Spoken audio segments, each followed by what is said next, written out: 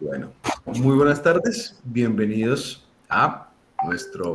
sesión de la tarde del segundo día del tercer simposio internacional en estudios de arquitectura y ciudad. Hoy quiero darle la bienvenida y el agradecimiento a Sebastián Ángel Díaz por haber aceptado nuestra invitación. Sebastián es politólogo de la Universidad de los Andes, historiador de la Universidad Nacional, magíster en geografía de la Universidad de los Andes, candidato a doctor en historia en la Universidad de Cornell. Es investigador visitante en la Universidad de Tulane y es investigador asociado a la Universidad Externado de Colombia. Es miembro de GeoPAM, una red internacional que estudia los procesos temporales y construcciones espaciales de las Américas durante la larga época moderna, entre los siglos XV y XIX. Es cofundador de Razón Cartográfica, la red de historia de las geografías y cartografías en Colombia. Ya ahora les compartiré los enlaces a cada uno de estas redes. Fue curador de la mapoteca digital de la Biblioteca Nacional de Colombia. En sus numerosas publicaciones combina la historia de la cartografía, ciencias políticas, historia ambiental y estudios de la ciencia y la tecnología. La relación con Sebastián es muy bella porque precisamente es a través de las publicaciones. Sebastián tiene innumerables publicaciones o muchas publicaciones. Una de ellas, Ensamblando la Nación, Cartografía y Política en la Historia de Colombia, que también fue una exposición. Influenció mucho uno de mis trabajos, que es precisamente sobre Ibagué en la cartografía, desde los orígenes, pues, de la cartografía en América, de origen europeo. Y a partir, digamos, de estas relaciones, nos encontramos en el cuarto encuentro de la Red Colombiana de Historia Urbana y también, digamos que como ensamblaje dentro de ese proceso cartográfico, una de sus publicaciones, que es Desensamblando la Nación, nos habla precisamente acerca de cómo tomar ese atlas geográfico de 1889 y tratar de descubrir cómo fueron esas narrativas, cómo se construyeron y cuál es su veracidad a nivel social, político y cultural.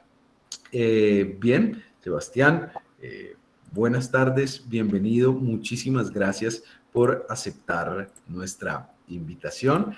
Bueno, y estamos aquí para disfrutar de su intervención. Andrés, muchas gracias. Agradecimiento a ti y a todos los que están aquí en esta sesión de hoy. Y bueno, a la Universidad del Tolima por esta oportunidad. Y bueno, a todos los asistentes nuevamente, muchas gracias. Voy a compartir mi pantalla. A ver si ustedes la ven. Y ustedes miran ahí si están viendo la página. Viendo, sí, señor. Ok, entonces pues aprovecho la cuña para pues mostrarles algunas de las cosas que mencionó Andrés. La página Razón Cartográfica, que pues esta red de historia de las geografías y cartografías de Colombia, en la que pues, pueden encontrar un montón de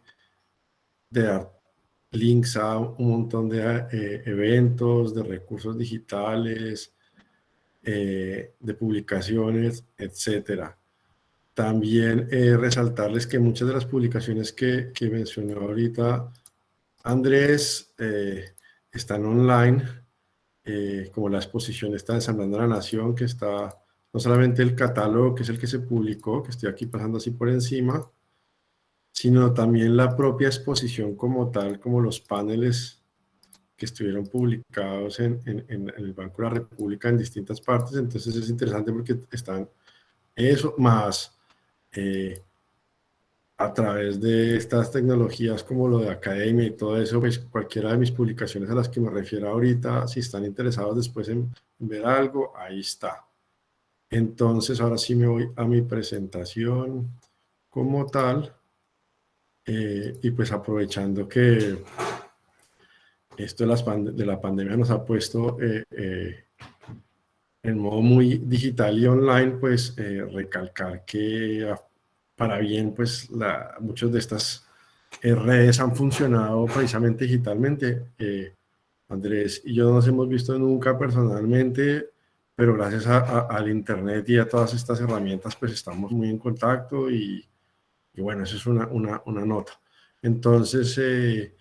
básicamente mi trabajo siempre ha sido, en los últimos 15 años o algo así, ha girado en torno a los mapas, a la historia de la cartografía, a los estudios como críticos sobre mapas y básicamente pues apoyándome en la idea de otros historiadores y otros investigadores de que los mapas no son representaciones neutras del espacio ni meras transcripciones así del territorio, pues he dedicado los últimos años a explorar precisamente cómo los mapas expresan distintos deseos y también temores y seleccionan y omiten información, delinean espacios en relación con agendas específicas y por eso pues han sido tan importantes en la historia para planear territorios, para imaginar territorios y muchos de los proyectos que se plasman en mapas terminan siendo realidad o no, pero hay una cierta relación muy interesante en cómo la realidad a veces es construida primero o diseñada, por decirlo así de alguna manera, en mapas y después la realidad va siguiendo a la cartografía. Y eso es bien interesante porque pues, precisamente esa relación aparentemente tan sencilla entre el mapa y el territorio es lo que me interesa investigar, cómo es una relación complicada, es una relación compleja, es una relación que no está exenta de tensiones, ni de conflictos, ni de ambigüedades, ni de paradojas. Y precisamente pues eso es lo que mi trabajo ha hecho. Estoy intentando tratar de cambiar de diapositiva, pero por alguna razón no me está funcionando. Allá, ahora sí. Entonces, como les mencionó Andrés, entre las publicaciones que he tenido, he visto de alguna manera el tema de los mapas urbanos como algo importante en mi investigación, aunque no ha sido el centro de mis estudios, la parte como arquitectónica, ni necesariamente urbanística como tal, de los mapas urbanos y los mapas de ciudades, siempre han tenido un lugar importante en mi investigación en la medida en que, como Andrés mencionó, ahorita para ese artículo que escribimos con Mauricio Nieto y con Santiago sobre el Atlas de 1889,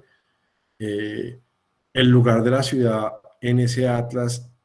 es importantísimo. Es el último mapa y de alguna manera todo el Atlas está construido para narrar una historia de Colombia en el 89, en el siglo antepasado, que pues construía pues una idea de un país con una nación, con un territorio, con un pasado que se podía cartografiar muy claramente y como pues con una capital que era su centro y que de alguna manera era como el resumen de todo el Atlas y de toda la puesta en escena cartográfica que había allí, argumentamos nosotros, y incluso la forma como está periodizado el Atlas, como a partir de un primer punto que es la conquista, y ahí en el mapa de Bogotá se ve la estatua de Colón a la izquierda, y después como otro segundo punto importante de la historia de la independencia, que aquí se resalta en este plano con la estatua de Bolívar, y con todo un proyecto modernizador del país y de la ciudad, centrado como en una idea que pues se refleja también en la arquitectura y entonces visiones e ideales que están ahí plasmados en ese mapa, que interesantemente pues no representa gente, ¿no? El tema de las personas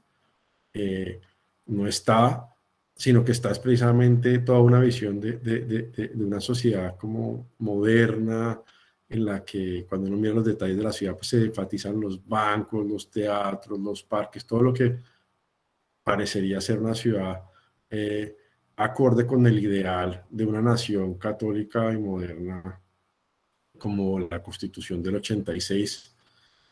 lo intentaba promulgar. Y quería recalcar que la primera relación que yo tuve con los mapas crítica fue alrededor de este mapa también. Recuerdo muy bien una clase que tuve en la universidad, una clase de geografía histórica, que el profesor Fabio Zambrano nos mostró un mapa de Bogotá de la época, no recuerdo si era este exactamente o no, pero uno muy parecido, y nos dijo que aunque en ese mapa no salía, había una cantidad de barrios que estaban existiendo en la ciudad y que se salían precisamente de ese modelo, de ese ideal, y que de alguna manera por salirse de ese modelo no estaban incluidos en el mapa. Entonces ese fue mi primer momento en el que como que me sorprendió, me llamó la atención la idea de que algo que no estaba en un mapa podía existir, esa relación problemática de la que hablaba ahorita. Entonces uno recalcó que todos unos barrios de Bogotá que serían precisamente donde hoy está la Universidad de los Andes, donde estaba viendo esa clase específicamente, eh, eran unos barrios que no aparecían en ese mapa porque eran barrios como de una colonización, un poblamiento más espontáneo y que eran como remanentes, por decir así, de los resguardos indígenas y de toda esa relación que el orden imperial hispánico primero quería excluir de la ciudad, esa idea de que la ciudad era para los blancos y que los indígenas debían vivir en pueblos de indios, pero pues la propia dinámica social hacía que los españoles dependieran en su día a día de los indígenas para muchas cosas, entonces todo el servicio, etcétera. Y entonces esa ciudad se creó como con esa contradicción de que en el papel debía ser una ciudad de blancos, pero en la práctica había toda un pueblo de indígenas también ahí metido en los márgenes de la ciudad. Y eso pues como que reñía con el plan y con el plano de la ciudad y cómo después en la época republicana cuando se está haciendo esto pues todavía está precisamente esa diferencia entre el ideal de político de unas élites por decir así y la realidad de cómo está la infraestructura social o la realidad social ahí. Entonces ese fue un primer momento en el que me hizo como pensar, uy, no, que algo no esté en un mapa no significa que no existía y viceversa, que algo estuviera en un mapa no significa que haya existido. Algo muy parecido a esa relación entonces entre como esos imaginarios de nación más grandes y esas representaciones de ciudad, volvimos a trabajarlo nuevamente recientemente con Santiago Muñoz, en que es el último artículo que publiqué, que está en el Boletín Cultural y Bibliográfico del Banco de la República, que es sobre otro plan, otro proyecto, así como en este caso no de nación, sino de de un reino que está construido como un virreinato, que es el mapa de Moreno y Escandón de 1772, que fue pues otro proyecto anterior a la idea de nación, pero era también una comunidad política imaginada en clave de las reformas borbónicas del siglo XVIII, pero que también, aunque esto no es un atlas, que uno va moviendo página a página y termina en un mapa de Bogotá como el Atlas del 89, este mapa sí tiene un destacado de la ciudad de Santa Fe. De hecho el virreinato se llama el Virreinato Santa Fe, y todo el argumento un poco del mapa gira en torno a construir una comunidad centrada en las dinámicas de ordenamiento desde la capital que se quería como crear, que era Santa Fe, que pues era un proyecto borbónico reciente, porque el proyecto anterior, aunque Santa Fe era una ciudad importante y era la audiencia, no necesariamente estaba pensada como capital en términos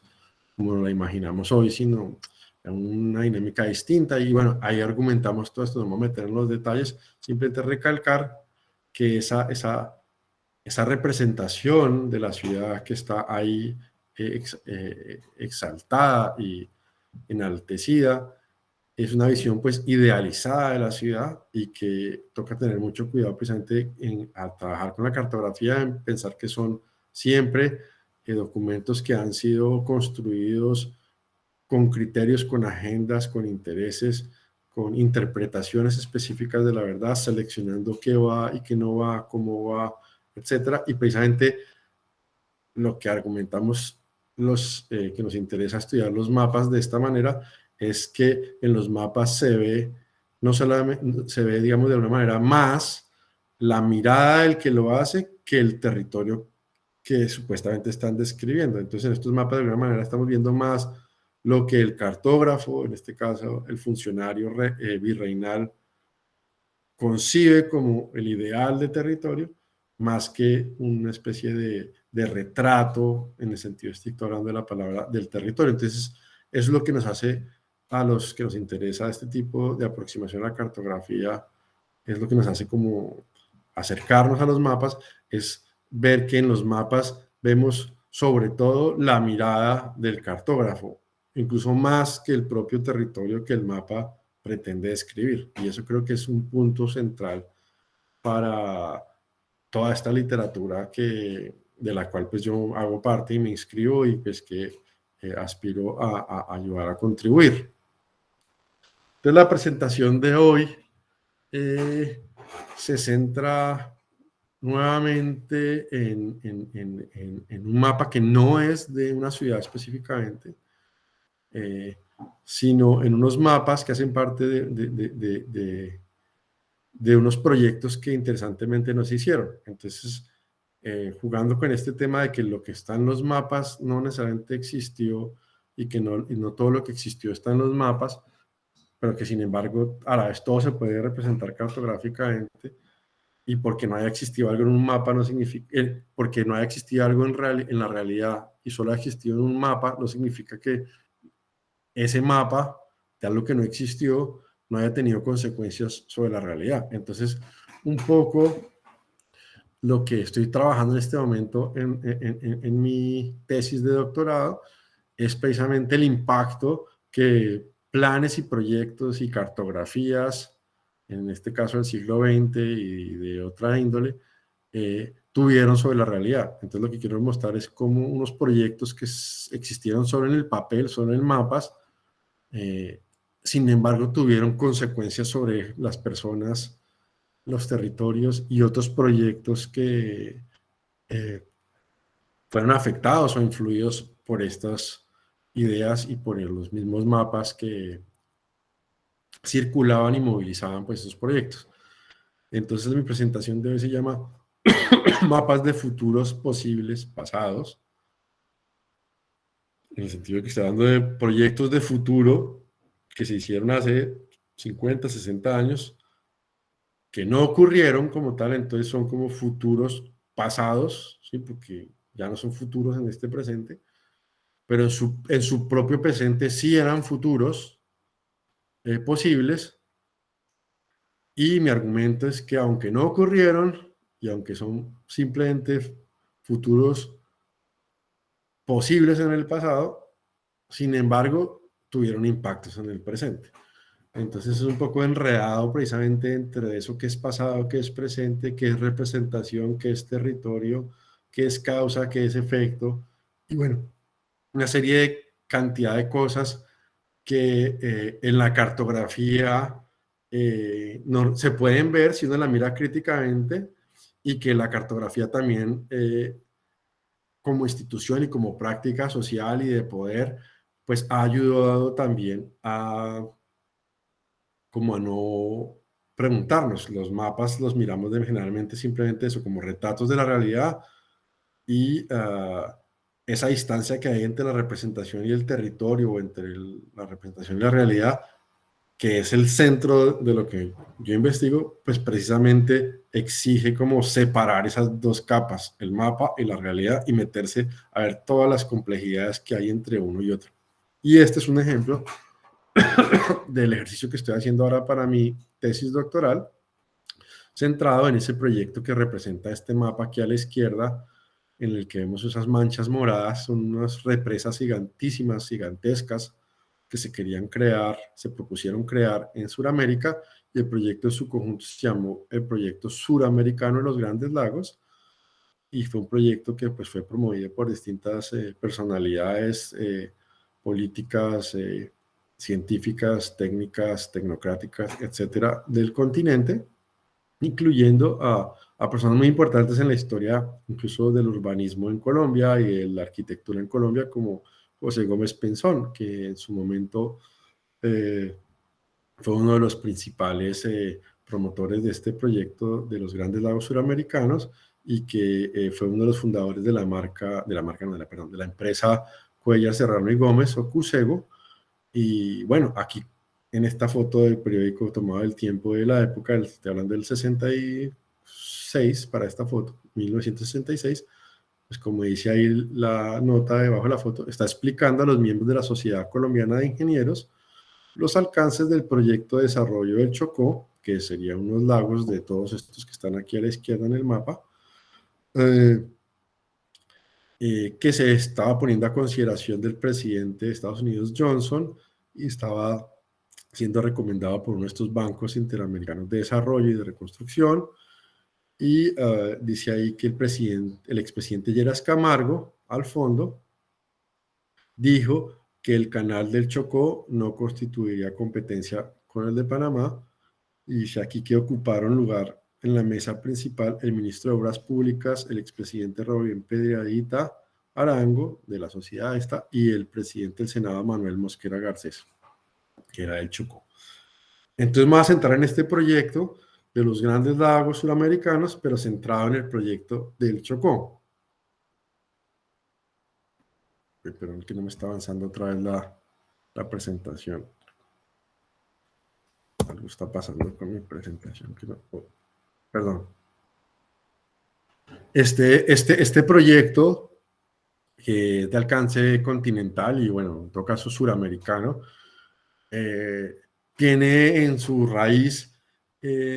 toda una interesante como cartografía y geografía del desarrollo, y ese es uno de los temas centrales que investigo, y toda una clasificación, una jerarquización del espacio suramericano en 3 categorías: el urbano, el rural y una categoría C que llama ahí de frontera, que serían como regiones selváticas principalmente, que se consideraban no explotadas de manera moderna, deshabitadas o muy poco habitadas, y por tanto zonas en la visión de los 60 con un potencial inmenso de ser transformadas en zonas de producción industrial como de gran escala. Entonces había aquí, y esto no me va a centrar mucho hoy, pero había aquí toda una idea de que el espacio suramericano no se dividía simplemente entre urbano y rural, sino que había como una tercera categoría que había que definir qué hacer con ella, porque lo que se estaba viendo y lo que se estaba considerando es que la zona rural pues era la fuente de los problemas, en particular el surgimiento de las guerrillas y de las violencias que habían habido, y de todo el problema insurgente que estaba creciendo notablemente en América. Estamos poco después de la Revolución Cubana, y hay todo un impulso de las guerrillas. En estos mismos años nació las FARC formalmente, que ya tiene una historia anterior, el ELN, el EPL, en fin, y así en todo el continente. Entonces hay toda una idea de que estas grandes zonas que aquí están en blanco son unas áreas que hay que hacer algo para que no se transformen en esas zonas rurales en las que está pululando, por decir así, en esta visión, como los problemas de atraso más grande, y donde se está generando el gran caldo de cultivo de la insatisfacción por problemas de acceso a tierra. Estamos en la época de la Alianza para el Progreso. Toda es la idea de que hay que hacer grandes reformas para prevenir la llegada del comunismo. Entonces esa idea de reforma y contrainsurgencia es muy fuerte en todos estos proyectos, y la idea era también evitar que las zonas urbanas fueran el receptáculo de la migración descontrolada, desbordada y como caótica del campo a la ciudad, que generaba a su vez nuevos problemas de una revolución, por decir así, de insatisfacciones y de expectativas no satisfechas, que era como el caldo de cultivo para que en las ciudades pues los movimientos socialistas y todo esto fueran captando a las masas, y entonces en esta visión lo que se quería era evitar precisamente que el comunismo se tomara América por estas diferenciaciones regionales, por estos problemas de desigualdad urbanos rurales, y la pregunta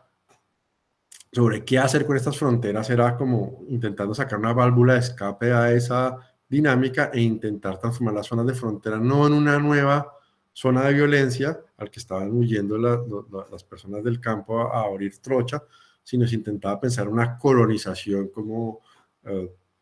planificada, ordenada, mecanizada, etcétera, etcétera. Entonces, todo este tema de lo urbano, lo rural y la frontera, que también podría uno ver más atrás en los atlases que les mencioné, está en el centro de esta distinción. Entonces, aunque no me voy a sentar en mapas urbanos, siempre está presente como el impacto que estos proyectos tendrían en las ciudades. Nuevamente se me está demorando en mover la presentación, disculpen, creo que me va a tocar pensar que tiene un gran delay. Ya. Entonces, el documento que voy a examinar hoy y el mapa, por decir así, que voy a examinar hoy, es un mapa que está dentro de un atlas. Como han visto, me interesan mucho los atlas. En particular, el atlas de 1967, que es considerado como el primer atlas oficial de Colombia moderna del siglo XX, en la medida que es el primer atlas que ya se rige por los estándares de la Sociedad Internacional Geográfica, y pues fue el primer atlas producido por el Instituto Geográfico Agustín Coasi. Eso no significa que no había atlas antes, ya les mostré el 89, pero este es considerado como el atlas del siglo XX por excelencia, de mitad del siglo XX. Fue planeado y compilado por Eduardo Acevedo de la Torre. No me voy a meter en los detalles, pero obviamente este esfuerzo de hacer este atlas involucró a todas las agencias del Estado: Ministerio de Defensa, Ministerio de Agricultura, Ministerio de Obras Públicas, etcétera. Y pues básicamente lo que hacía este atlas era, al igual que el del 89, pero ya de una manera más sofisticada. O sea, me refiero, al igual que el de 1889, pero de una manera mucho más sofisticada, 50 años después, o 70 años después, lo que fuera, pues mostraba cómo el país había construido, ya había consolidado sus territorios, había perdido Panamá, bla, bla, bla, bla, bla, y cómo se estaba cartografiando pues todas las dimensiones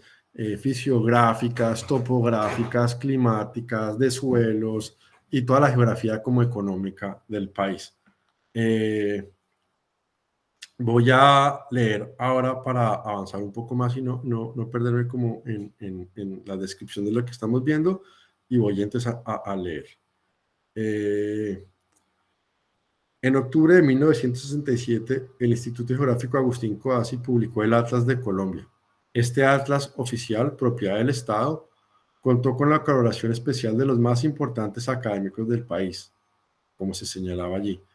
y buscaba poner en conocimiento del público general el estado en que se encuentran las investigaciones geográficas de Colombia, desplegando la casi totalidad de los estudios cartográficos realizados hasta hoy en el país. Como todo atlas, el de Colombia en 1967 estaba organizado en secciones que, con mapas, diagramas, fotos y algunos textos, ilustraban distintos aspectos de la geografía física, histórica, política, económica, social y cultural del país. El Atlas de Colombia plasmaba así también anhelos, temores, esperanzas, ansiedades, agendas, dilemas, prioridades, intereses, contradicciones y visiones desarrollistas y nacionalistas de las élites tecnocráticas, liberales y conservadoras del país durante la década del 60, el llamado Frente Nacional. Es como el argumento un poco contrario. Estas visiones de progreso se expresaban de múltiples formas, incluyendo el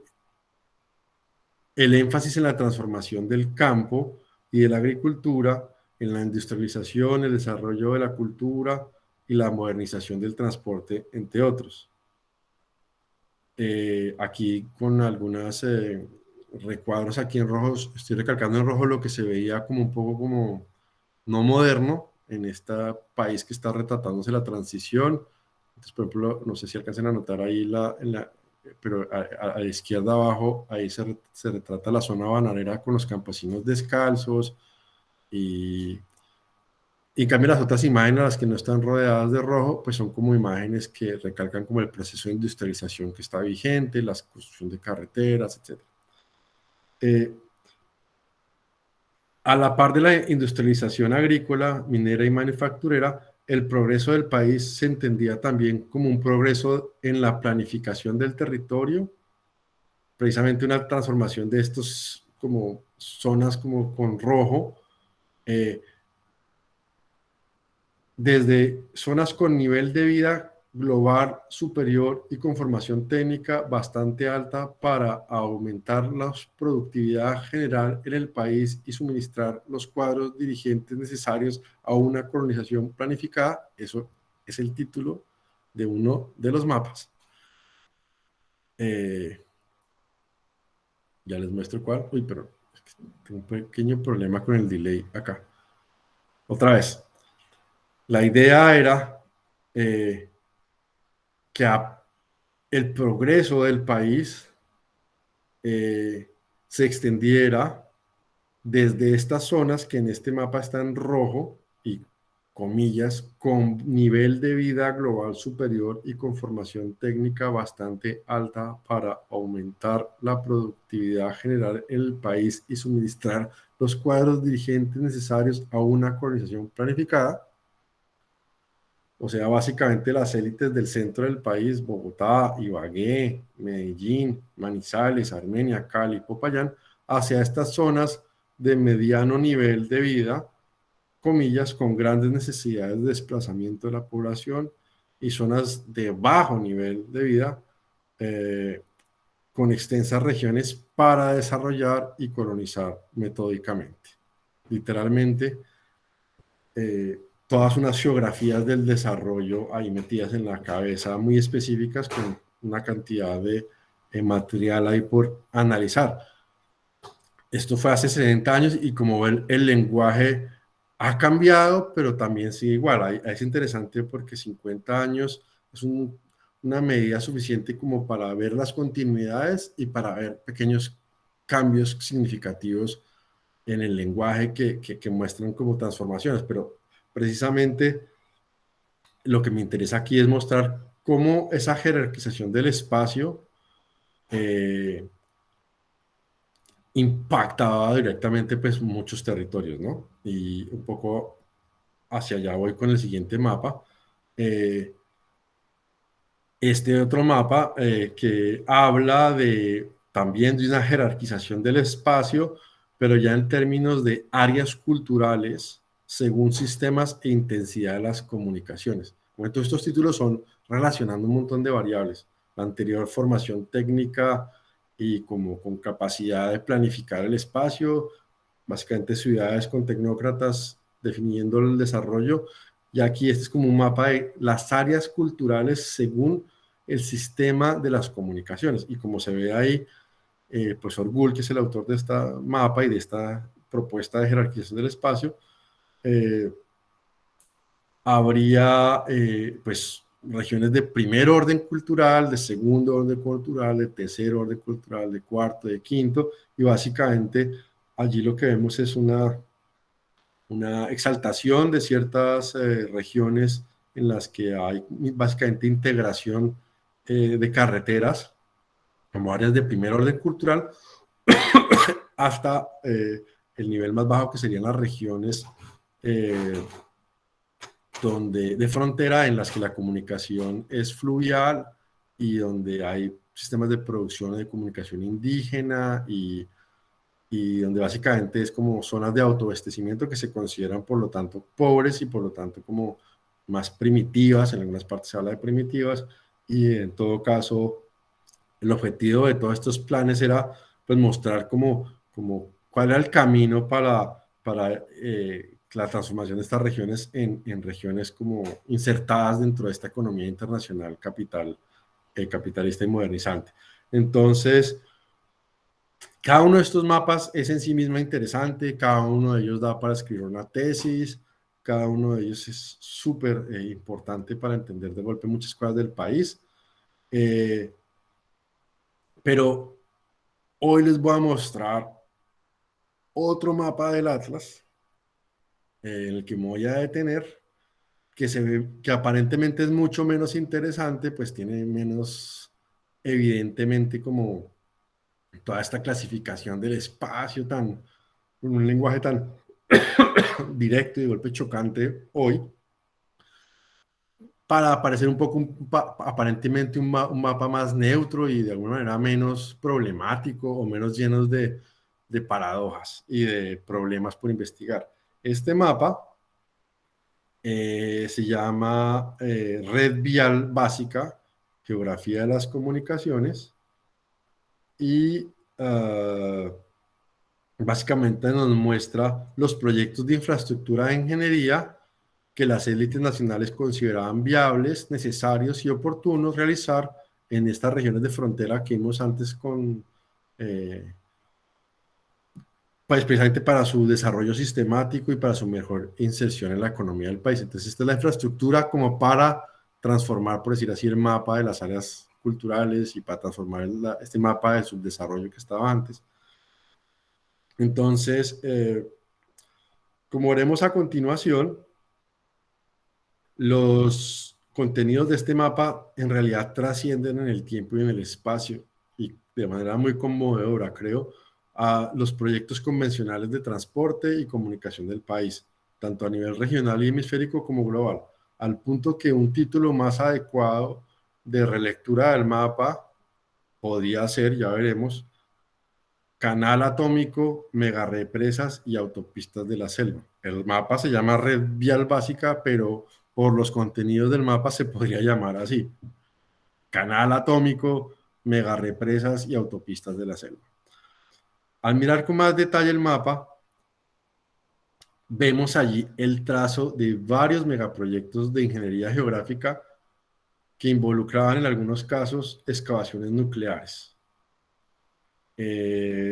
inundación de regiones enteras y la apertura de fronteras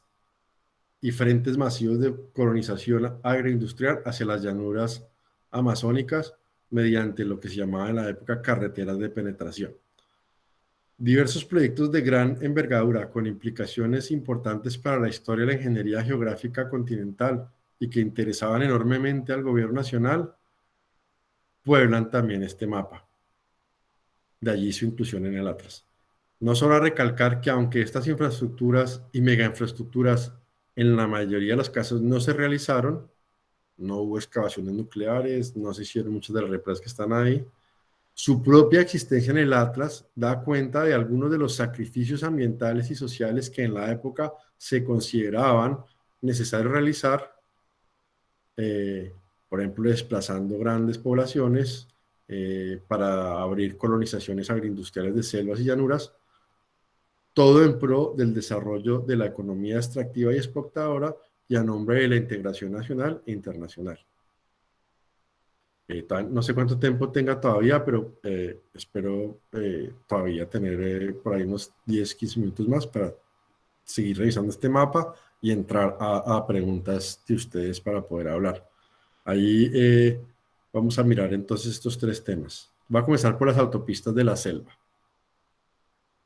Comencemos de sur a norte, por el mapa, con un tramo de la carretera marginal de la selva. Un proyecto que debía cruzar la entonces Intendencia del Caquetá y el departamento del Meta, atravesando la serranía de la Macarena, aquí como se ve en esta figura, y una zona de reserva natural, escenario de distintas y problemáticas y de múltiples conflictos de colonización, de titulación de tierras, uso de suelos y violencias. Como sabemos, toda esta es una región clave para las FARC. En el mapa pues sale un tramo de una carretera más grande, que es la que está representada ahí, que es la carretera marginal de la selva, que era un proyecto en realidad transnacional, ideado por el presidente peruano Fernando Belaúnde Terry a inicios de la década del 60, con la intención de conectar vialmente por el piedemonte andino amazónico a Venezuela, Colombia, Ecuador, Perú, Bolivia y Paraguay. Todo con el objeto de articular las tres grandes cuencas sudamericanas, el Orinoco, el Amazonas y la Plata, y propiciar la colonización de estas cuencas. Según Belaúnde Terry, esta vía abriría al menos 7 millones de hectáreas a millones de colonos. Y aunque solo algunos tramos de la carretera marginal fueron construidos efectivamente en los últimos 50 años, el concepto mismo de este proyecto sigue vigente y actualmente es una parte de la Iniciativa para la Integración de la Infraestructura Regional Suramericana, IRSA, en su eje de integración y desarrollo andino. Más aún, la idea de la carretera sigue aún vigente y presente en las expectativas y en los imaginarios geográficos de los habitantes de las regiones vinculadas al proyecto. Por ejemplo, como aparece aquí en este noticia del Espectador del 2016, que ha recalcado, pues desde hace 50 años existen trazos y tramos de la carretera pues en distintos mapas oficiales, no solamente en el Atlas que les mostré, y pues como denunció el diario El Espectador en su momento, la promesa de que el trazado de la vía marginal de la selva llegue a esta región, se está hablando de la Macarena, de la Sierra Macarena, ha creado un fenómeno extraño. Muchos piensan que sus tierras se van a valorizar y por eso empezaron a arrancarle pedazos a la selva. Sus acciones, cuentan los pobladores, están motivadas en las promesas que en campañas electorales hicieron los alcaldes actuales. Dicen que en su baraja de compromisos con la comunidad estaba la llegada de esa gran vía y la apertura de nuevos corredores. El otro rumor indica que hay grupos insurgentes detrás de la tala y que hay campesinos obligados a talar la selva. Pero más allá de estas acusaciones y de la ausencia de investigaciones, hay un complejo problema ambiental que se está generando. Este tramo está pasando por encima de un distrito de manejo integrado y unas áreas creadas para amortiguar las zonas protegidas de los parques naturales. Y eso implica un quiebre con un ecosistema de la Sierra de Macarena, del Parque Nacional Chiviriquete y de los bosques andinos. Ahí leí más o menos textualmente la nota y como ven, pues este proyecto del Atlas, que presente en el Atlas, pues sigue vivo, aunque no se ha construido, y sigue vivo en la mente de personas y sigue vivo en la forma como la gente se relaciona con el territorio y la forma como impacta a otros proyectos, incluso la forma como es usado políticamente. Este tema específico lo está trabajando de las carreteras de las FARC, por ejemplo, mi colega es Simón Uribe, los invito a si lo quieren mirar, las llamadas carreteras de las FARC. En fin,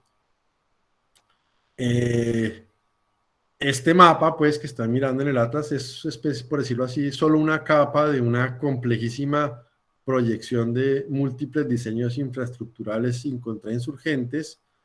dentro de otras cartografías que se fueron sumando a planes de desarrollo. Aquí estoy contrastando como el mapa del Atlas como con el Google Earth actual y ahí se ve como todas esas zonas de colonización que son las más claritas. Y bueno, de alguna manera esto es, como les decía, solamente una capa dentro de un montón de diseños de infraestructurales, contrainsurgentes, de conservación, de industrialización, de colonización, con consecuencias diversas sobre habitantes posteriores de estas zonas implicadas,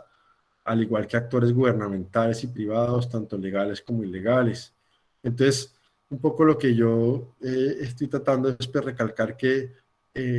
se puede pues, empezar a investigar las implicaciones y los efectos de distintas cartografías sobre espacios como estos. Y bueno, esto es como abrir una caja de Pandora, por decir así, a una investigación enorme y bueno, que necesita ser aún abierta. Siguiendo con otro ejemplo del mapa, se puede hablar de lo que pasa como en la zona de lo que sería como el Atrato y el Chocó. Y esto, pues, bueno, que me va a hablar ahorita. Eh, Carretera Panamericana, Canal Atómico y Lagos del Chocó. La necesidad y pertinencia de construir la carretera panamericana fue objeto de amplio consenso hemisférico desde el anuncio de la iniciativa del proyecto en 1923 y de hecho constituyó un leitmotiv de la integración hemisférica bajo el panamericanismo. El apoyo nacional e internacional a la culminación de la carretera por el Darién panameño y chocuano desde entonces parecía lógico y resultado de la necesaria, imperiosa, natural y deseable victoria del hombre, de la civilización y el desarrollo de la ciencia, de la técnica y de la cultura sobre los obstáculos geográficos naturales. Esa es una cita de la época. La culminación de la carretera panamericana había sido una de las prioridades geoestratégicas de los Estados Unidos en la región, particularmente en Centroamérica, y sobre todo después de la Segunda Guerra Mundial en el marco de la Guerra Fría. Aunque también a inicios de la década de los 60 y de los 70 empezó a ser objeto de crítica por distintos sectores norteamericanos, por ejemplo el sector ganadero, que consideraba que el desde entonces también conocido tapón del Darién era en realidad una barrera valiosa para la protección natural de los ganados del norte contra la fiebre aftosa que estaba presente en el sur. Y, por ejemplo, también por las autoridades militares de la zona del Canal de Panamá, eh, quienes consideraban que el tapón del Darién era literalmente una barrera de contención a la irradiación de los crecientes problemas de seguridad, contrabando y orden público en Colombia. Es importante recalcarlo porque en los años 60 antes mejor dicho, la idea del tapón no ha existido siempre. Y la idea de que esto es una zona infranqueable y no, digamos, en nuestra mentalidad, en nuestra forma de entenderlo, ya está metido ahí, porque así nos lo enseñaron, pero en los 50 y 60, que es lo que estoy diciendo, la gente estaba convencida de que esta zona ya se iba a destapar, precisamente.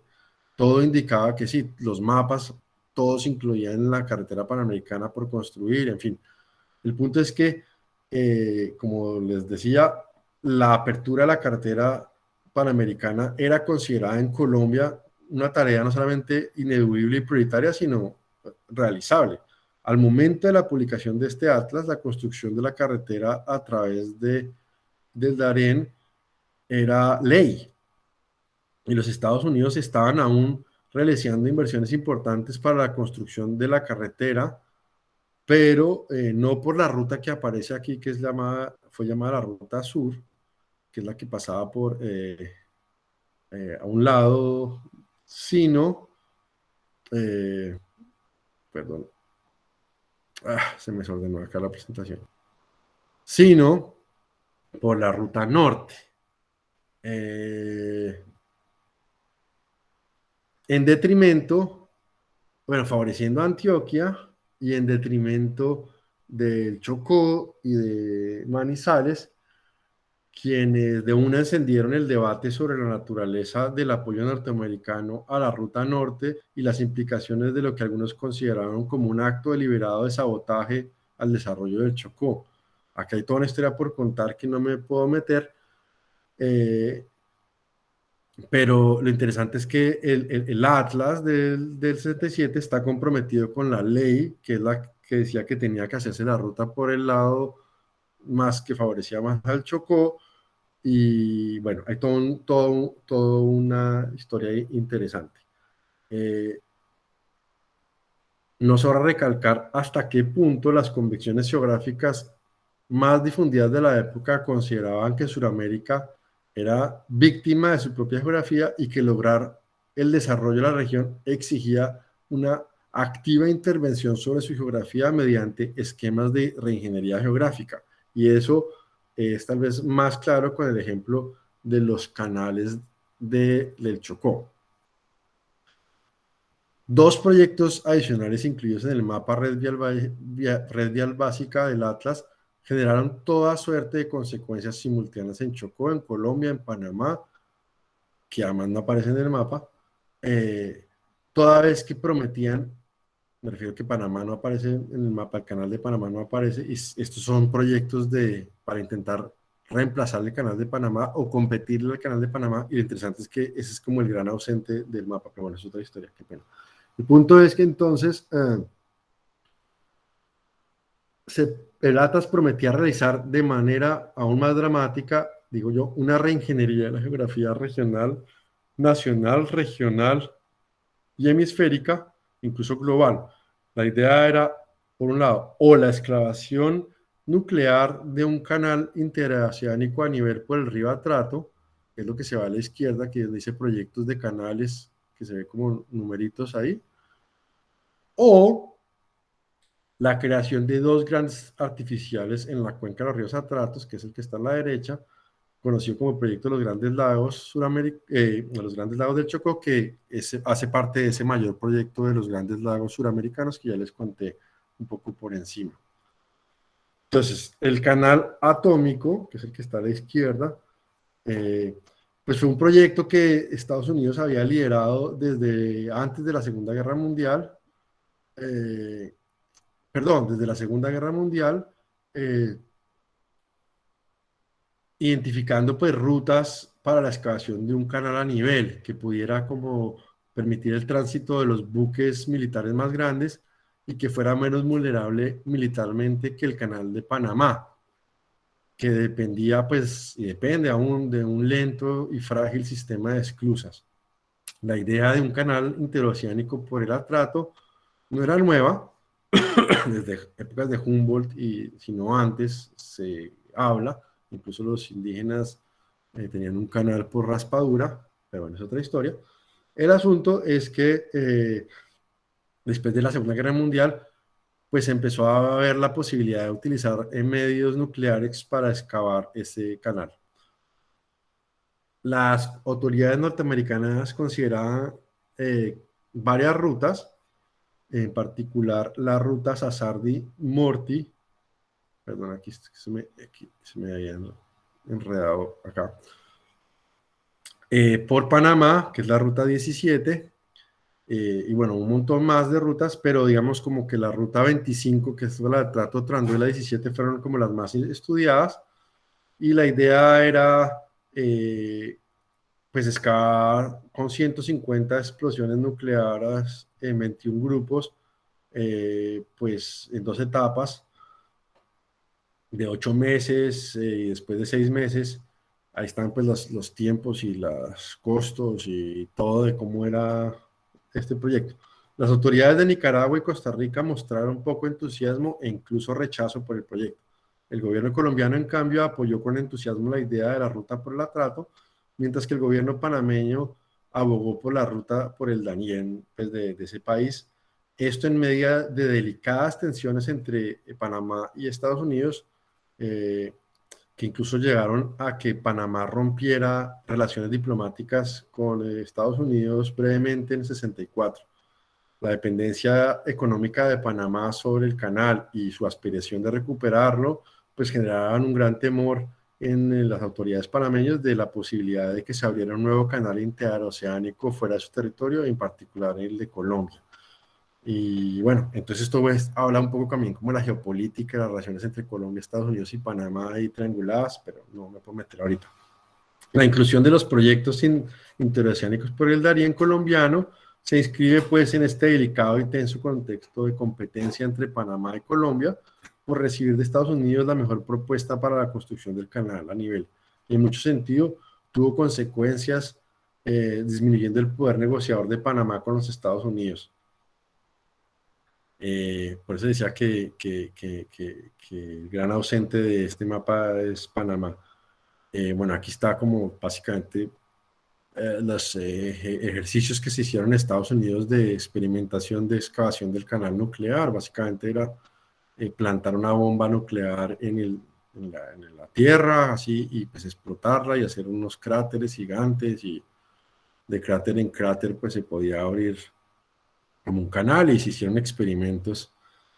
como tales. Y está el proyecto este del canal de los Grandes Lagos, pero se me desorganizó acá, que es el de la derecha, que es el que voy a hablar ahora.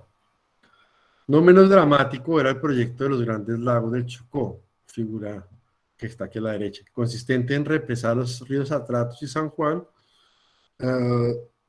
inundando cerca de 8.000 kilómetros cuadrados del departamento de Chocó para crear dos grandes lagos artificiales que, interconectados por canales y esclusas, generarían una ruta interoceánica alternativa al Canal de Panamá, produciendo grandes cantidades de energía eléctrica.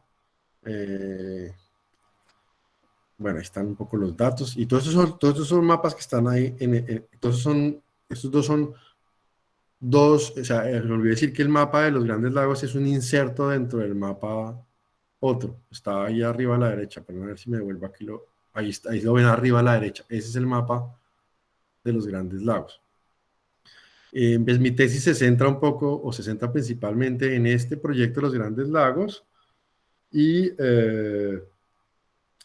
pero creo que voy a dejar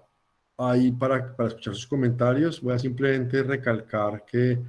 el gobierno colombiano, como recalqué con esta foto, pues se metió completamente en este proyecto durante años. Eh, eh, eh,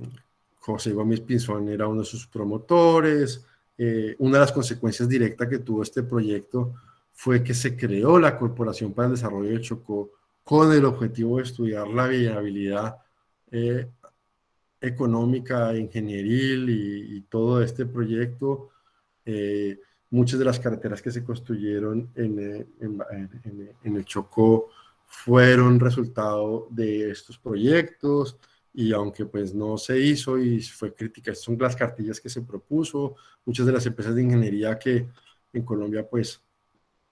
prosperaron, como Integral de Medellín, Ingetec de Bogotá, estuvieron involucrados en los estudios de este proyecto. La cartografía de este proyecto circuló, se hicieron maquetas, no voy a meterme mucho más, y obviamente también hubo reacciones. Por ejemplo, es un panfleto que misioneros del Chocó pues escribieron contra el proyecto.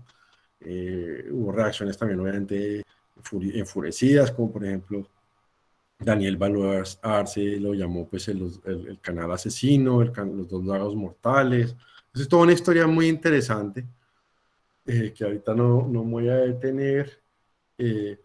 Simplemente recalcar que pues más allá de los lagos y el mapa, pues esto también tenía todas unas ideas de cómo el paisaje del Chocó iba a ser transformado de unos grandes selvas que se consideraban pues habitadas por negros primitivos e indígenas marginales. Entonces esto pues se podía como transformar en un grande lago que se iba a transformar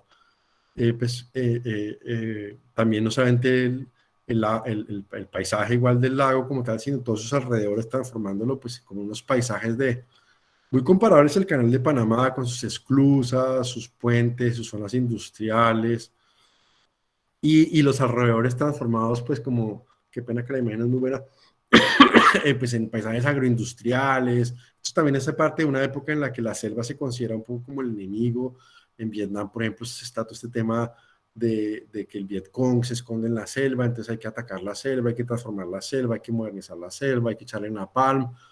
Bueno, esto es toda una historia específica sobre la transformación, una ideología, un ideal de transformación, la selva como un lugar peligroso, en un lugar como que hay que modernizar. Pero no les va a quitar ya más tiempo y escucho más bien sus preguntas. Muchas gracias, y espero que hayan entendido un poco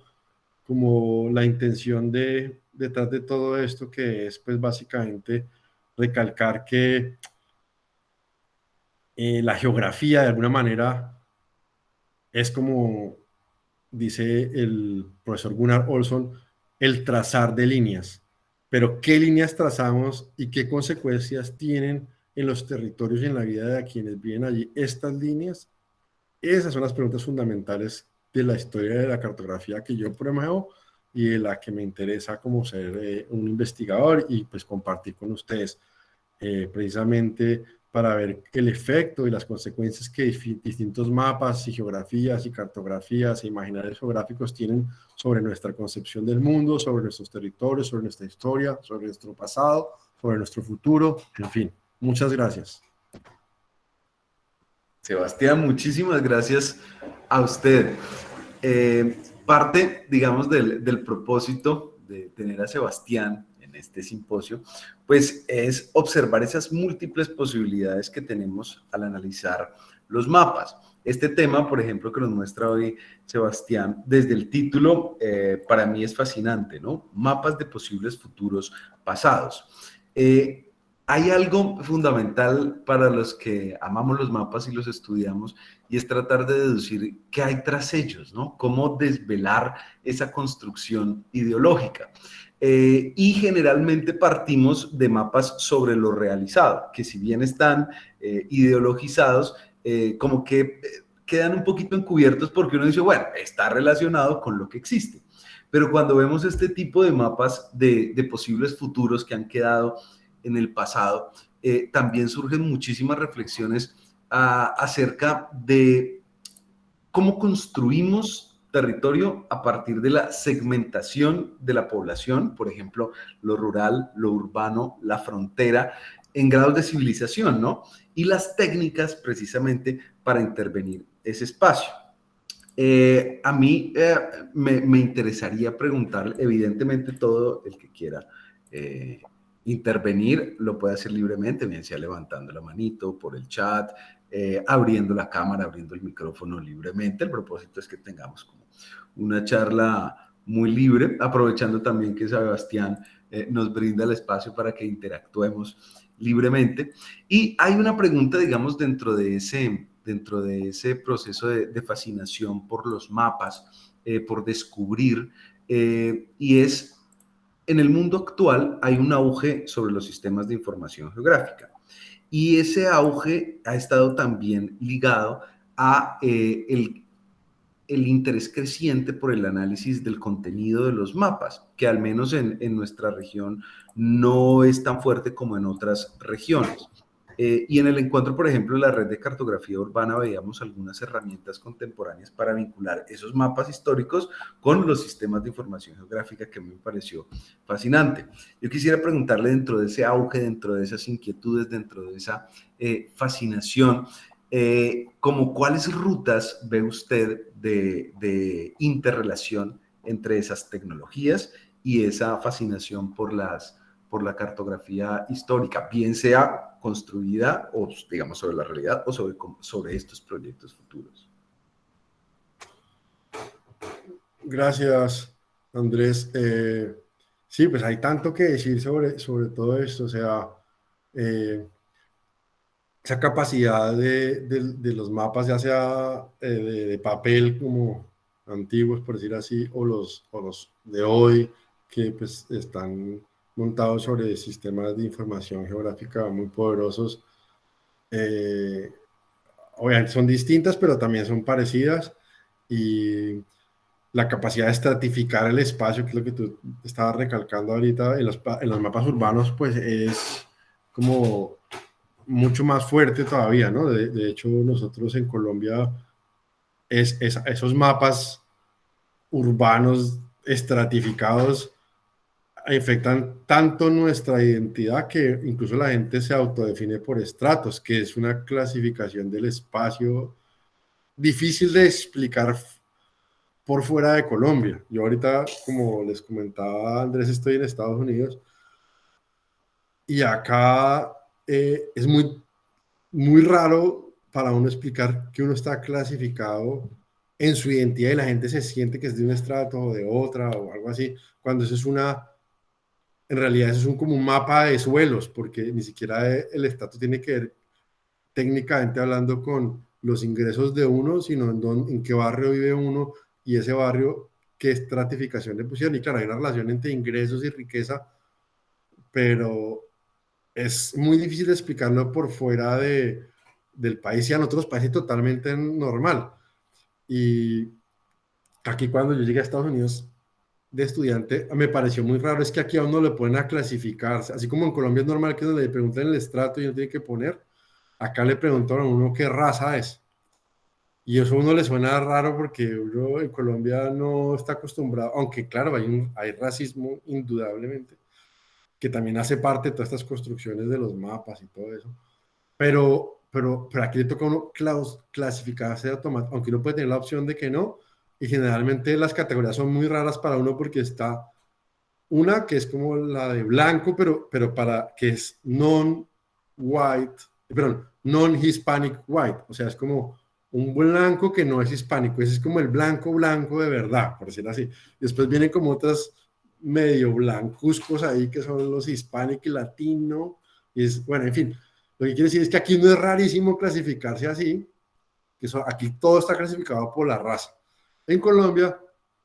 y sobre todo en la ciudad, estamos clasificados por estatus, y eso es algo que ya tenemos tan metido que yo creo que es una historia que hay que desempacar. Eso es una caja de Pandora. ¿Desde cuándo los mapas urbanos empezaron a clasificar a la gente en estratos y desde cuándo la gente en Colombia se empezó a clasificar a sí misma por estratos? Eso para decir que hay toda una tarea interesante que se puede empezar a hacer, por ejemplo, con sistemas de información geográfica, dado el poder que tienen para ensamblar bases de datos y para empezar a articular cómo de golpe con mapas antiguos sobre la estratificación se puede hacer un proyecto que no solamente comparar las imágenes como tal, sino de golpe compilar un montón de otras informaciones para ver cómo fueron armadas esas categorías. Lo mismo se puede hacer con el uso de suelos. Por ejemplo, para uno es nada más poco problemático que un mapa de suelos. Este suelo es tipo, no sé,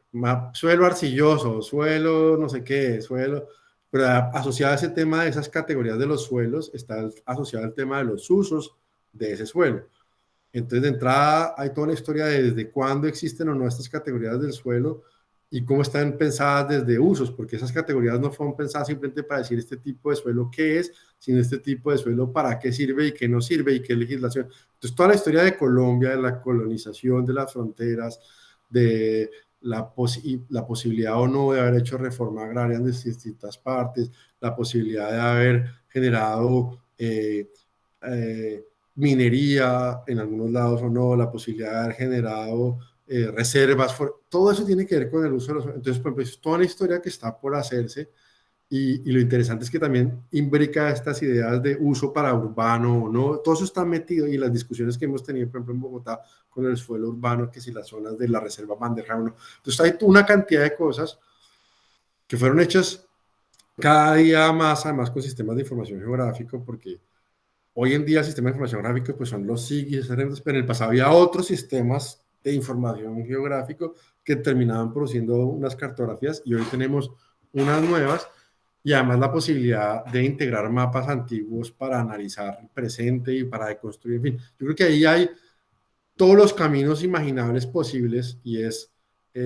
integrar la cartografía antigua a los sistemas de información geográfica para entender mejor cómo fueron construidos y viceversa, también analizar con sistemas de información geográfica actuales mapas antiguos, o sea, hay todos los caminos teniendo en cuenta que los sistemas de información geográfica son como cualquier otra herramienta, solamente una herramienta que tiene unos sesgos epistemológicos, si uno lo quiere ver así, unas capacidades, pero sobre todo que son elecciones que hacen quienes lo usan y dependiendo de esas elecciones, pues dan distintos resultados. El mapa de suelos, que es aparentemente la cosa más poco política del mundo, en realidad es tan o más política, o por decirlo así, o socialmente construida o complejamente interesante para entender la historia política, social, científica, etcétera, del país o ambiental, como los mapas de los estratos o como estos mapas de los 60 que clasificaban a la gente según, era como un estrato cultural, ¿no? Era pedazos del país que eran como estrato 5 a nivel como cultural y estrato 1, sino que aquí es como al revés, ¿no? Primer orden cultural es mejor y quinto orden cultural es como... Eran como básicamente los negros e indios del país están clasificados como sociedades de quinto orden cultural y regiones enteras, por tanto, como regiones para meterles un canal atómico o para meterles unas represas así inmensas o una carretera. Ahora, yo no estoy en contra de las carreteras, ni en contra de la infraestructura, ni en contra del desarrollo. Es ver cómo esas ideas del desarrollo de infraestructura, de carreteras, a veces también han sido fuente de muchos problemas y de violencia, y no solamente han sido parte de la solución, o su ausencia no solamente ha sido parte del problema, sino también la forma como han sido priorizadas en unas regiones y no en otras, y cómo fueron intentadas e impuestas en otras. En fin, yo aquí me puedo quedar hablando carreta sobre esta pregunta, pero quiero escuchar otras y pues recalcar hasta qué punto somos herederos de estos mapas, pero también ya hay una distancia que nos permite ser críticos con ellas, al igual que dentro de 50 años nuestros nietos van a ver nuestras cartografías como con todos sus sesgos epistemológicos que nosotros no vemos porque no vemos nuestros sesgos epistemológicos.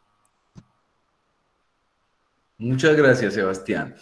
El profesor Joel nos pregunta, ¿la estructuración del proyecto del canal interoceánico Atrato-Truandó tiene o tuvo alguna articulación con el proyecto del puerto Tribugá?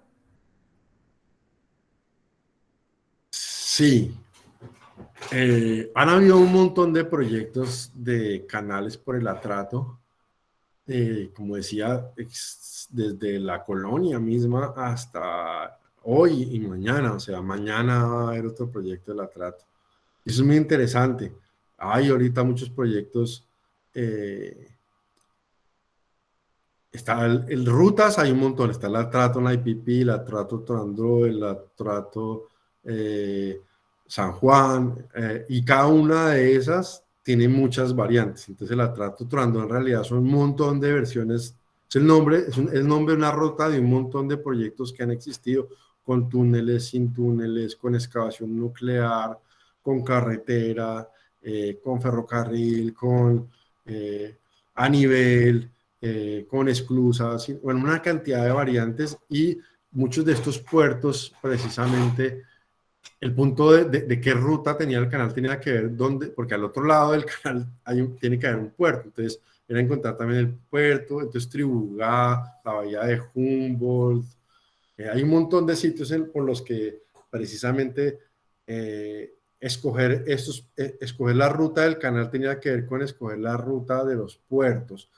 y también con el trazado de otros proyectos, que eso pues lo pasé muy por encima, pero todos estos proyectos en realidad son también como un rompecabezas de otros proyectos, el de la carretera. Entonces habían proyectos que eran compatibles unos con otros, proyectos que reñían unos con otros. Entonces esta historia también de qué proyectos riñen y qué proyectos se complementan a veces generan como unas alianzas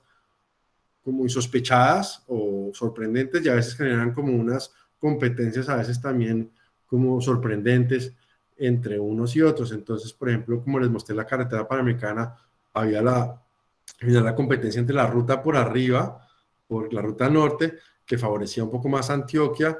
y que es una ruta que todavía sigue siendo discutida, y que hace poco, por ejemplo, había un trino del expresidente Álvaro Uribe criticando a Santos por haberle terminado ese proyecto, por el puente por el Atrato, y todavía sigue siendo objeto de contención política muy fuerte, de que usted no me va a aprobar el proyecto, que usted me lo tumbó, y eso hay una cantidad de bandos, cada uno de estos proyectos, al igual que cuando se empezó a hacer la represa, se pensaba hacer la represa del San Juan, que era la del sur, la segunda, que es la que menos hablé, en el de esos dos lagos también, pues los recursos para hacer esa represa en el sur, pues reñían con otras represas que también están haciendo cola por esos recursos, como por ejemplo represas como Urrá, otras que también fueron diseñaron por la época, de hecho Ituango también. Entonces, hay una cantidad de historias paralelas ahí, de infraestructuras que hacen parte de distintos intereses también, y es muy interesante leer la historia del país en clave de estos proyectos que compiten, que hacen parte también de redes distintas de intereses, y es muy interesante ver cuáles sí se hacen y cuáles no.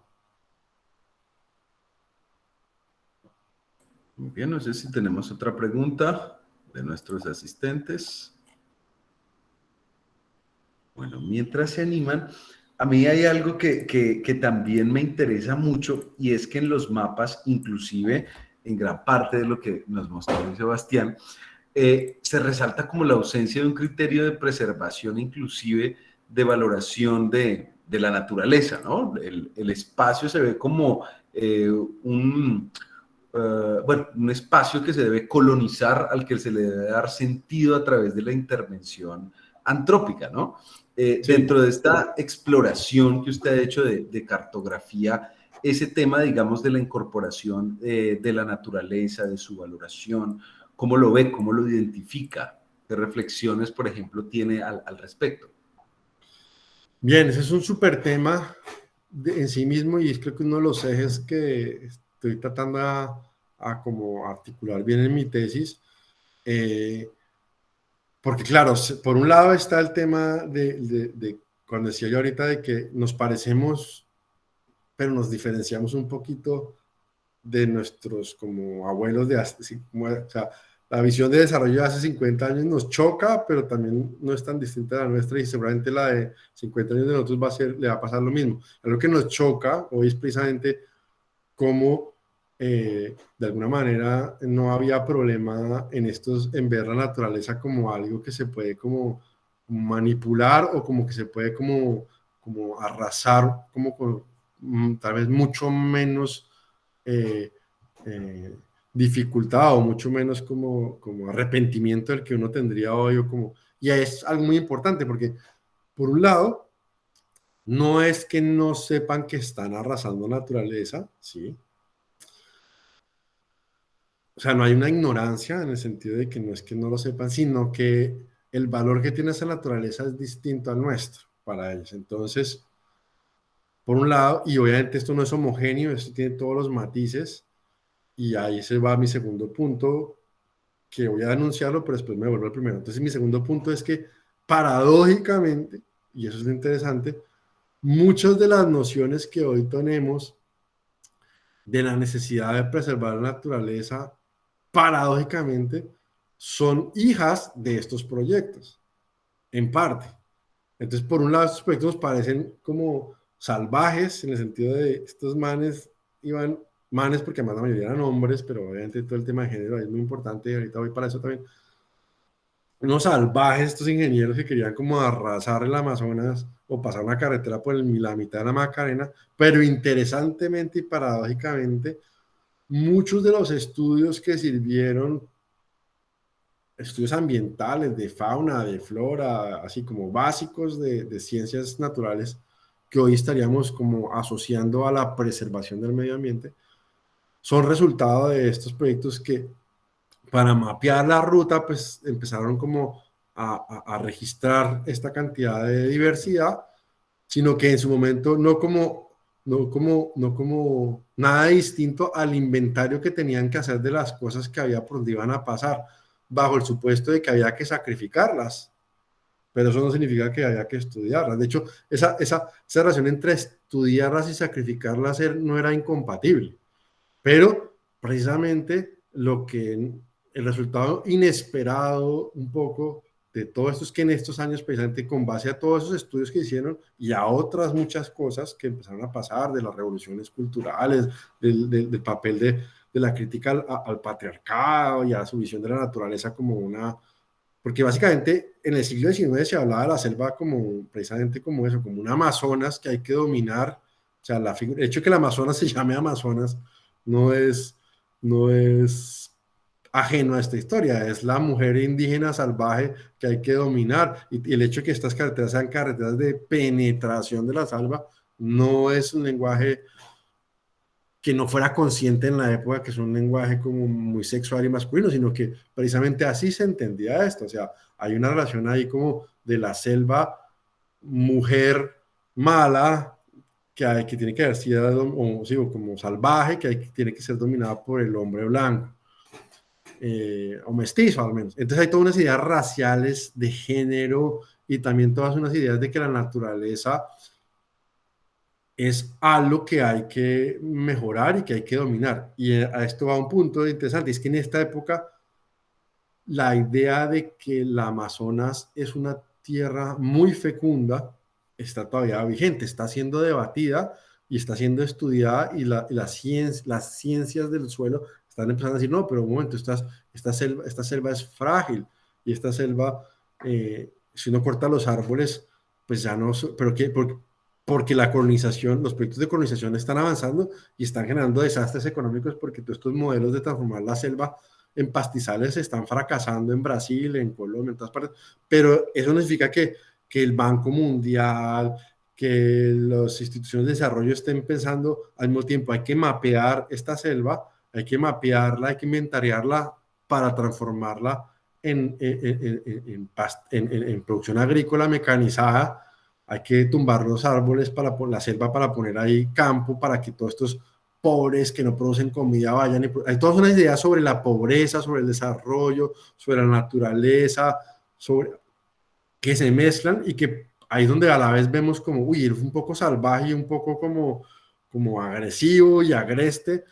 pero interesantemente también ahí están los gérmenes de la propia visión con la que hoy lo criticamos. Y es muy interesante porque específicamente muchos de los estudios que se hicieron sobre el Chocó en Panamá, o sea, el Darién, que es tanto en Colombia como en Panamá, en la zona del Chocó, lo que se llama el Darién del Istmo, mucha de esa zona, muchos de los estudios antropológicos, zoológicos, botánicos que se hicieron precisamente como parte de los estudios de la carretera, de los canales, de todo eso, porque antes eran considerados como unas selvas ahí ignotas, malsanas, y que ni había que estudiar, pues, y entonces hay un montón y marginales se considera, ¿no? El margen, cuando finalmente depende de para quién. Entonces, esta idea del centro y la periferia, que es un poco lo que yo he jugado con el tema del mapa de Bogotá y el mapa del país, pues claro, esto es visto desde Bogotá, donde todas son unas periferias ahí selváticas que hay que colonizar. E interesantemente, estos proyectos son muy pensados desde Bogotá, pero en distintas otras ciudades son más relativas. En Medellín, por ejemplo, no estaban tan contentos con el proyecto del Chocó. Paradójicamente, uno podría pensar que sí y no. Y así, una cantidad de cosas que también muestran un poco como el ajedrez, tanto de los poderes en términos de regionales, pero también como el ajedrez de en qué lugar están las fichas, como en qué es la naturaleza, qué es lo que la sociedad debe sacrificar o no. Estamos en una época, recuérdense que la modernización era justificable, por ejemplo, inundar un pueblo como Guatavita en la sabana de Bogotá, que Guatavita es un pueblo histórico, o sea, hoy se consideraría patrimonio histórico de la humanidad porque es antiquísimo, pues en los estándares latinoamericanos, pero un pueblo que no importó inundar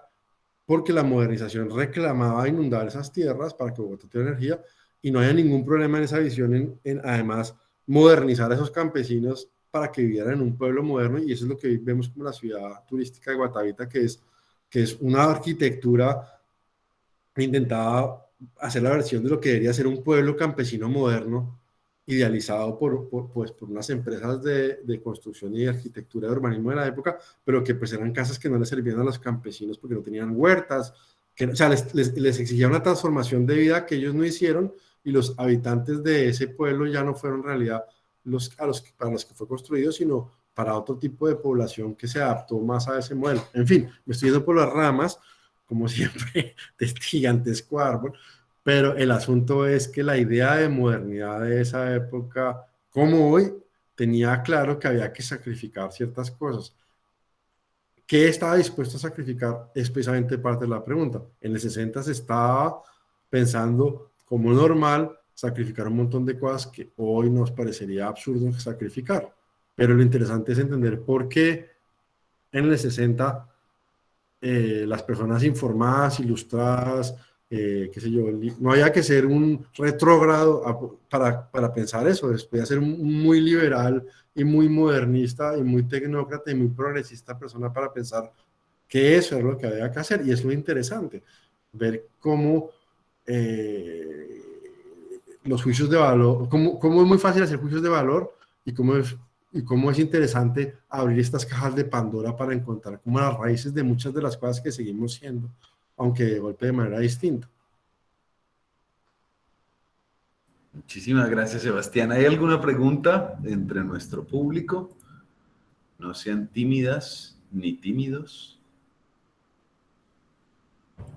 Bueno, entonces yo quiero cerrar con una para no quitarle más tiempo. Y tiene que ver con el mapa como pieza estética, ¿no? El mapa como diseño gráfico, el mapa como infografía, el mapa realmente como ese elemento de deleite que inclusive es digno de una exposición y de observarse como una pieza artística. ¿Cuáles son sus conceptos o sus metodologías de análisis si toma en cuenta estos conceptos estéticos en los mapas? Excelente pregunta, mil gracias. Sí, definitivamente sí, sí, sí, sí, sí, a todo lo que preguntas, sí son claves, sí es importante tenerlo en cuenta, sí intento tomarlo en cuenta. La cartografía como lenguaje es muy interesante porque, o sea, y como objetos visuales, estéticos, también los mapas eh, pues fascinan por su belleza también, ¿no? Los mapas antiguos en particular son objetos de adoración así estética. Y, y los mapas cuando son producidos en su momento, un cartógrafo, si su mapa es feo, no va a servir su mapa. O sea, parte del poder del mapa es que sea agradable, o sea, o atractivo, ¿no?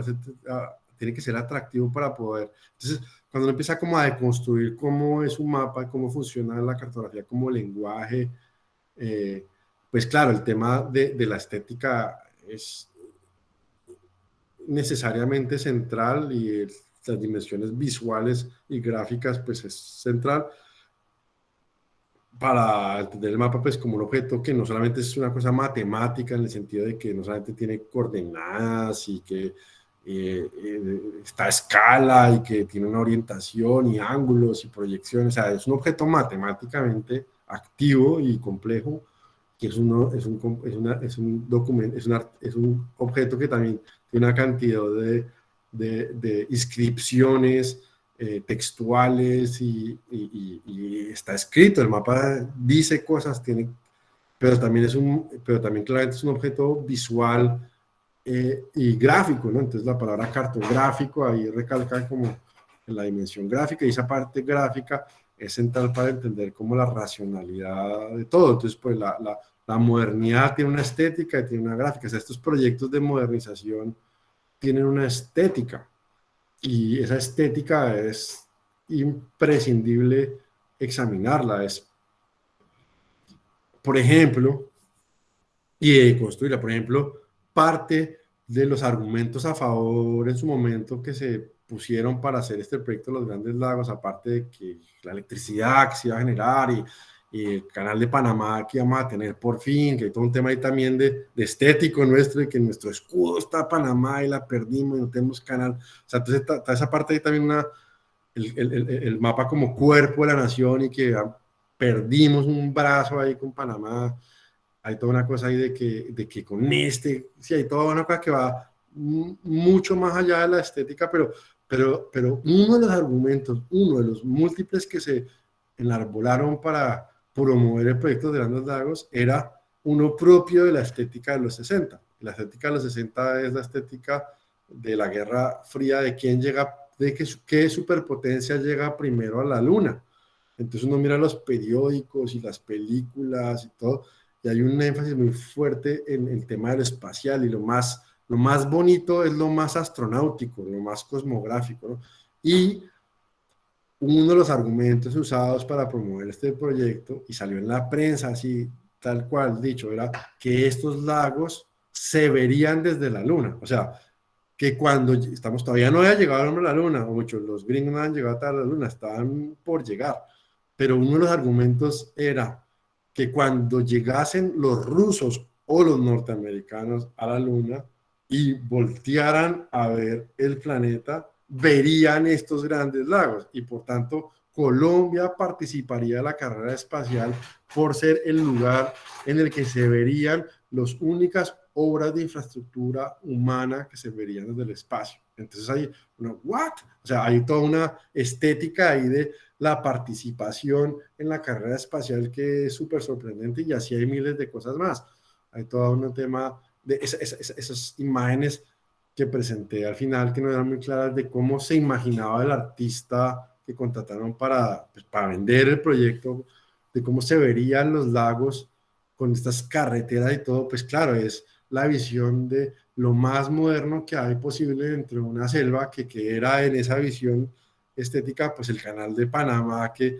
eh, se pensaba en el imaginario colectivo es un canal en la mitad de la selva, aunque la selva no era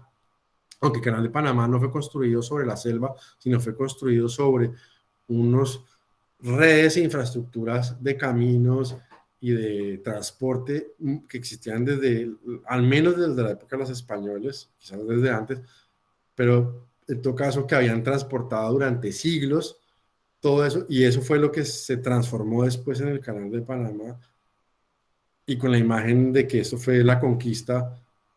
de la tecnología sobre la naturaleza, pero es una imagen que se construyó y esa es la imagen que aquellos que hicieron este proyecto tenían en su cabeza para poder decir, esto también es como una mejora del paisaje, es una mejora de una selva malsana y en la que no cabe la civilización para volverlo una selva como transformada en un corredor de infraestructura que además está buenísimo para prevenir el comunismo. Entonces eso era toda una idea también como una estética de antisubversiva también interesante y modernista, que cada uno tenía su versión. Los rusos tenían su propia versión de algo parecido y era su estética era anticapitalista, pero no por ello era menos modernista ni menos interesante de analizar. Sebastián. Jorge Luis, el profesor Jorge Luis González Calle. Jorge, creo que puede tomarse el micrófono. Iba a escribir, pero soy muy lento para escribir, entonces mejor hablo directamente. No, un poco Sebastián, en texto, como pensando un poco en el texto de Isla Cos, que es clásico para este tema, el de la geografía, un arma para la guerra. Cómo relacionar un poco esa geografía del poder en la cartografía, teniendo en cuenta pues como esa relación de conflicto que atraviesa el Chocó, que no es solo de ahora, ¿cierto? Inclusive yo pienso que los grandes obstáculos actuales para cualquier proyecto vial pues es el conflicto armado que vive hace más de 20 años el Chocó, ¿cierto? Pues territorios incontrolados por el Estado colombiano. Cuando el proyecto Biopacífico, que también era otro proyecto en la misma perspectiva, ¿cierto? Yo no sé si recuerdas un poco hacia sí. El 95, 90, el año 80, que el Biopacífico era más o menos lo mismo y también se argumentaba un poco como ese conocimiento de la naturaleza con miras a explotarlo, ¿cierto? Era, descubramos el Pacífico, pero como descubramos de alguna forma las plantas, la naturaleza en sí, para explotarla, inclusive se acusaba un poco de como un beneficio para las grandes farmacéuticas para extraer como recursos de esta zona, ¿cierto? Entonces, como pensar un poco esa perspectiva de la naturaleza como dominio para controlar el territorio, en este caso, para explotar saberes tradicionales, y el segundo, pues que es una zona que tradicionalmente ha estado muy relacionada por el conflicto armado, ¿cierto? Entonces, un poco en esa perspectiva de Isla Cos, de conocer el territorio, dominar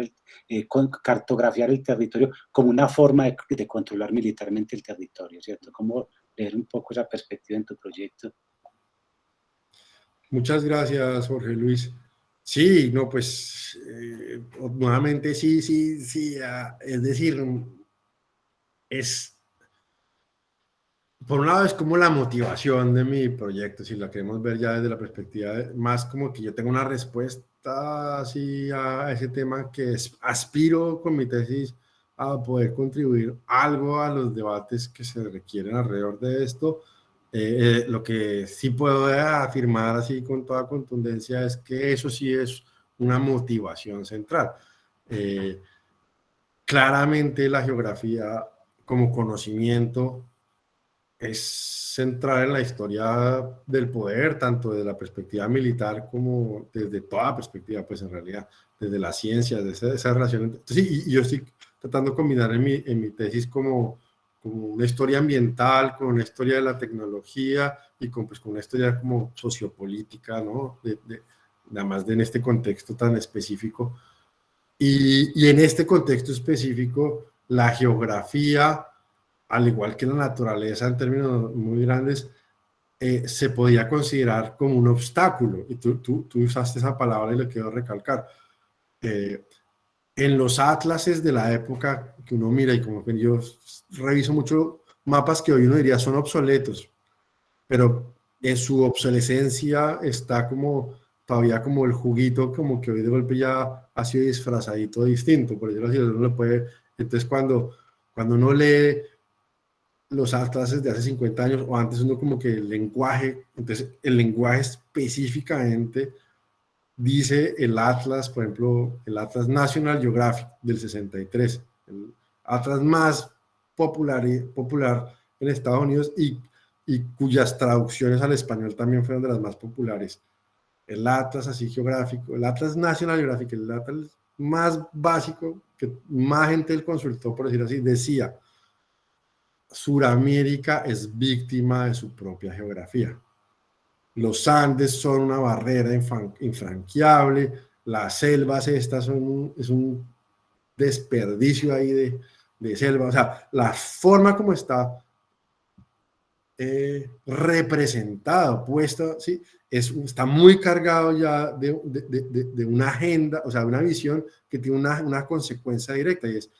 la geografía es un obstáculo que hay que superar. Entonces, todos estos proyectos de excavar nuclearmente, pues eran como, estallamos a la época del control es un momento de excesiva confianza, obviamente, en la capacidad del humano como de controlar la naturaleza, la geografía del universo como sin afectarlo. Después es que vimos en los 70 se empezaron las crisis ambientales resultado de esas grandes represas que se hicieron, como la de Asuán y todo eso que, mierda, Egipto empezó, perdón por la palabra, Egipto empezó a las tierras estas empezaron a dejar de ser fértiles, entonces no, entonces tenemos que comprar fertilizantes, todo esto se empezaron, pero la idea era el hombre, además no se hablaba del humano, sino el hombre tiene la capacidad de corregir casi que los errores de la naturaleza. Entonces, si la geografía, si la topografía en Sudamérica quedó un poco mal hecha, porque hay demasiadas barreras y esa selva es demasiado impenetrable, la tecnología lo va. Entonces, hay una absoluta y excesiva confianza en esta época en eso. Relacionándolo ahora con el conflicto armado, para hablar de la motivación. Entonces, hablar y investigar cómo esas dos cosas se relacionan está en el centro de investigación y todavía no lo he resuelto, pero claramente la primera cosa que se me pasó a mí por la cabeza cuando conocí el proyecto de los Grandes Lagos de Chocó, que lo conocí precisamente en ese atlas, revisando el atlas y mirando ese atlas y vi esos dos, vi el Chocó transformado en un par de lagos gigantescos, la primera pregunta que se me hizo fue, uy, ¿esto qué tiene que ver con el conflicto armado? Por colombiano ya piensa así, ¿no? Y dije, o sea, iban a inundar un montón de zonas que hoy uno sabe están en disputas, que hay un montón de conflictos territoriales, los mineros, los no sé qué, la palma. Entonces, apenas yo vi ese mapa, dije, ¿qué habrán pensado los dueños de este territorio? Y me pregunté, ¿quiénes eran los dueños de este territorio? Entonces no, que es una parte que es reserva forestal, pero esa reserva forestal estaba habitada por gente, pero esa gente no tenía títulos porque eran poblaciones riberunas, pero sí había concesiones de, no sé, entonces empecé a ver, eso lo que hay es un palimpsesto ahí de territorialidades muy complejas que para que incluso para poderse haber hecho ese proyecto, así a uno le parezca un proyecto absurdo, pero para que se pudiera haber hecho tendría que haber resuelto un montón de poderes que de golpe, por eso no se hizo, de golpe no se hizo porque a nadie le pareció que era un proyecto como hoy nos parecería demasiado grande, sino porque de golpe era un proyecto que tenía demasiadas complejidades de gente que estaría en contra de perder su territorio ahí, o al contrario, de golpe este proyecto, el hecho de que dijeron esta tierra se va a valorizar un montón porque esto lo va a comprar el Estado, de ese tipo de dinámicas de qué valor adquiere la tierra que aparece dentro de un mapa, que es lo que leíamos con esta nota del tiempo, que la gente entonces ha colonizado zonas donde va a pasar la carretera pues para venderla después a mejor plata. Normal, ¿no? Así pues funcionan las ciudades como se han creído con la especulación para urbanizar. Bueno, ese mismo tema de la especulación de la tierra, y me decía, ¿será que esto detonó un conflicto armado? Entonces, son respuestas que todavía no tengo y probablemente no voy a resolver en mi tesis, porque como son demasiados aspectos, pero que sí quiero abordar y que sí quiero como empezar a arañar para que gente detrás, estudiantes como los que están acá u otros, con este u otros temas parecidos, pues hay mucho ahí hay muchas cajas de Pandora ahí para abrir, y la del conflicto claramente. Y asimismo, la última idea que quiero dejar sobre eso específico es que esa idea de obstáculo también tiene una función en la guerra. Y usted creo que lo dijo. Y no lo recalqué, pero esa idea, nosotros en nuestra cabeza, allá en esa esquina tenemos un tapón y nuestra cabeza, todos tenemos metido así como ese tapón acá. O sea, lo que pasa del otro lado, que era nuestro, que era Panamá, sí, nosotros decimos eso era nuestro, pero todo lo que está como de ahí para allá, ya no es, era nuestro, pero no tenemos ni idea qué hay. Ahí es Panamá y lo que pasó en Panamá después de que lo perdimos, ni nos importa, ni nos lo enseñan, ni lo vemos, ni está en nuestro mapa de nuestro atlas. Está mochado ahí Panamá en todos los mapas de todo el atlas. Pero ¿qué estaba pasando ahí al otro lado? Estaba la zona de más amplia y grande militarización de todo el hemisferio, el Canal de Panamá. Y que las autoridades del Canal de Panamá fueran una de las principales que se opusieran a que se abriera el tapón del Panamá, puede tener que ver, y eso es una de las hipótesis, y eso es algo que se ha explorado, es que el tapón del Panamá es un concepto también militar, es una zona buffer de contención, y el hecho de que ahí hubiese canal, selva, que tampoco es impenetrable, porque eso todos los días se está migrando ahí haitianos y cubanos y venezolanos a Venezuela, que por ahí las rutas de narcotráfico, en esta época hay rutas de narcotráfico, en esta época hay contrabando por ahí, o sea, es una zona permeable, es una zona porosa, pero que en nuestra cabeza sea un tapón por el que no se puede